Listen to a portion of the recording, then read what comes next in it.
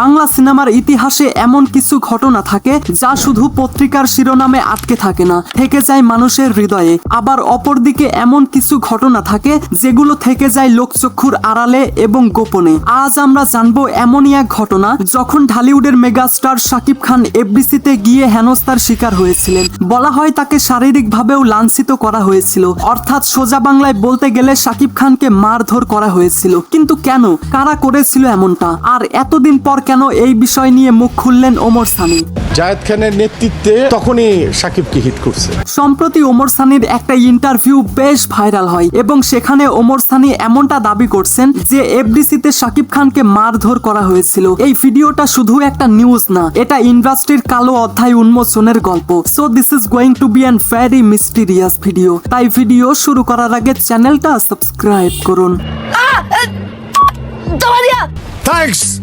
শাকিব খান 1999 সালে অনন্ত ভালোবাসা দিয়ে যাত্রা শুরু, কিন্তু মূলত 2006 থেকে 2015 সাল পর্যন্ত ছিল তার গোল্ডেন পিরিয়ড। তিনি ছিলেন হিট মেশিন। কেমন? তুমি স্বপ্ন, তুমি সাধনা, নিঃশ্বাস আমার তুমি, মনে প্রাণে আছো তুমি, কথা দাও সাথী হবে, জান আমার জান এবং বলো না তুমি আমার সহ অসংখ্য হিট এবং সুপারহিট সিনেমা দিয়েছেন শাকিব খান। কিন্তু এই উত্থান হয়তো অনেকের জন্যই অস্বস্তিকর হয়ে দাঁড়ায়। তো যাই হোক, গতকালকে ওমর সানি প্রতিদিনের বাংলাদেশ চ্যানেলে একটা ইন্টারভিউ দেন। সেখানে তিনি এমনটা বলেন যে আজ থেকে কিছু বছর আগে এফডিসিতে শাকিব খানকে শারীরিকভাবে লাঞ্ছিত করা হয়, অর্থাৎ সোজা বাংলায় বলতে গেলে শাকিব খানকে মারধর করা হয়, আর সেটা নাকি হয়েছিল জায়েদ খানের নেতৃত্বে। জায়েদ খানের নেতৃত্বে তখনই শাকিবকে হিট করছে। তো একটু শুরু থেকে শুরু করা যাক। ওয়েল, আপনারা হয়তো জানেন এফডিসিতে একটা স্পেসিফিক সময় নির্বাচন করা হয় এবং এখানে বিভিন্ন প্যানেল থাকে, আর প্রত্যেকটা প্যানেল থেকে অভিনেতা, অভিনেত্রী অথবা ডিরেক্টররা নির্বাচন করে থাকেন। এবং এমনই কোনো একটা সময়ে ওমর সানি মৌসুমী প্যানেল নির্বাচন করছিল এবং সেটাকে সাপোর্ট করছিলেন শাকিব খান। আর ওমর সানির ভাষ্য মতে শাকিব খান নাকি ছিলেন সেই সময়টাতে এফডিসির রানিং প্রেসিডেন্ট। তখন সে রানিং প্রেসিডেন্ট। তো যেদিন নির্বাচন হচ্ছিল সেদিন শাকিব খান নাকি কোনোভাবে জানতে পারে যে নির্বাচনে ওমর সানি প্যানেল বিপুল সংখ্যক ভোট পেয়েছে, কিন্তু তাকে হারিয়ে দেওয়া হচ্ছে। আর যখন এই রূপরেখা তৈরি হয়ে গেছে তখন শাকিব খান নাকি ওমর সানিকে এমনটা বলেছিল, সানি ভাই আপনি কি জানেন আপনি পাশ করেছেন, কিন্তু আপনাকে ফেল করানো হচ্ছে। আমার বলতেছে আপনি কি জানেন আপনি পাস করেছেন কিন্তু আপনি আরটিভিটি আপনাকে ফেল করানো হচ্ছে। আর যখন শাকিব খান এটা জানার জন্য এফডিসিতে আসলো, ওয়েট গাইস, একটু আগে যেমনটা আমি বলেছি শাকিব খান ছিলেন তখনকার রানিং প্রেসিডেন্ট, তো সেই হিসেবে তার এফডিসিতে ঢোকার রাইটস অবশ্যই ছিল, তাই না? তো যাই হোক, আর যখন শাকিব খান এফডিসিতে ঢুকলো সেই সময়টাতে কিছু মানুষ যখন শাকিব খানকে দেখলো এবং তারা বুঝতে পারলো যে এখন তো আসল জিনিসটা বেরিয়ে আসবে, তখন তারা জায়েদ খানের নেতৃত্বে তখনই শাকিব খানকে হিট করেছে, অর্থাৎ সোজা বাংলায় বলতে গেলে শাকিব খানকে মারধর করা স্টার্ট করেছে। এবং সেই সময়টাতে ওখানে ওমর সানি এবং তার ছেলে ফারদিনও দাঁড়িয়েছিলেন। ওমর সানির ভাষ্য মতে তারা যদি বেশি বাড়াবাড়ি করত তাহলে সেই হিটের কাতারে তাদেরও নাম থাকতো, এবং আমরাও যদি বাড়াবাড়ি করতাম তখন ওই হিটের কাতারে কিন্তু আমরাও পড়ে যাই। ওমর সানি এমনটাও বলেন যে আমি সেখানে যেতে পারিনি আমার সন্তানের কারণে, কিন্তু আমি যেতে পারিনি আমার সন্তানের কারণে। তার হাত পা কাঁপছিল এরকম করে। আর দৃশ্যপট তো তোমরা এখন জানতে পারছো।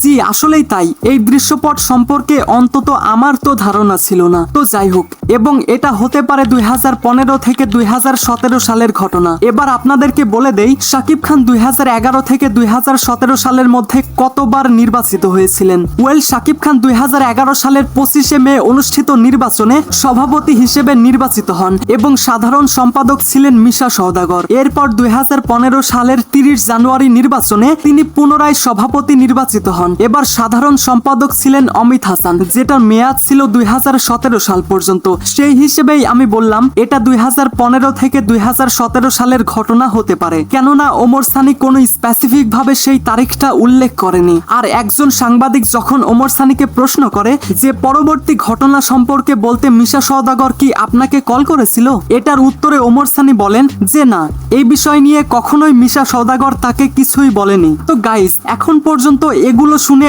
আপনার অনুভূতি কেমন সেটা আমি জানি না, তবে আপনাদের অনুভূতিকে নাড়াতে আরো একটা তথ্য বলে দেই। এরপর ওমর সানি এমন একটা কথা বলে যেটা শুনে লিটারালি আমি শকড হয়ে গেছি। তিনি সাংবাদিককে বলেন, আলটিমেটলি শুধু একটা কথা বলি, মিশা সওদাগর তো কোনোদিনই জায়েদ খানের বাইরে যেতেই পারেনি। ওরে জিজ্ঞেস করে দেখো তো জায়েদ খানের সিদ্ধান্তের বাইরে যেতে পারছে কিনা। বুকে হাত রেখে বলতে বইল। জায়েদ খানের সিদ্ধান্তের বাইরেও যেতে পারছে কিনা বুকে হাত দিয়ে কথা বলতে বললো তো। তবে এখানে দুইটা কথা রয়েছে। প্রথমত, ওমর সানি যদি ঠিক হয়ে থাকে তাহলে সেই হিসেবে বলা যায় শাকিব খানকে বিনা দোষে মারধর করা হয়েছিল। আর দ্বিতীয়ত, ঘটনাটা অনেক বছর আগের, হতে পারে পরবর্তীতে কিংবা তার মধ্যে কোনো একটা সময় এই ঘটনার মীমাংসা হয়ে গেছে। আমার বা যদি কোনো ভুল ত্রুটি থাকে আমি দুই ভাইয়ের কাছেই ক্ষমা প্রার্থনা করলাম। কিন্তু যদি আপনি আমাকে জিজ্ঞেস করেন যে ভাই আপনিও তো একজন সাকিবিয়ান, তাহলে এই ঘটনা সম্পর্কে আপনার কি মতামত? সত্যি বলতে আমার অনেক কিছুই বলতে ইচ্ছে করছে, কিন্তু আমি বলতে পারবো না। বাট নো টেনশন, আমি বলতে না পারলেও আপনারা বলতে পারবেন। কমেন্ট বক্স খোলা আছে, আপনাদের যার যেই রকম মতামত সেই মতামত কমেন্টে জানিয়ে যাবেন। এইবার শালা কাবা কাবির পালা। তবে একটা জিনিস বুঝলাম না যে জায়েদ খানের সঙ্গে মাঝে মধ্যেই কারো না কারো দ্বন্দ্ব লেগেই থাকে। যেমন ধরুন না, কিছুদিন আগে নিপুণের সঙ্গে কি একটা কাদা ছোড়াছুরি। আর সত্যি বলতে জায়েদ খানের বিষয়ে আমার শুধু একটাই কথা বলার আছে, ডিগবাজি জায়েদ।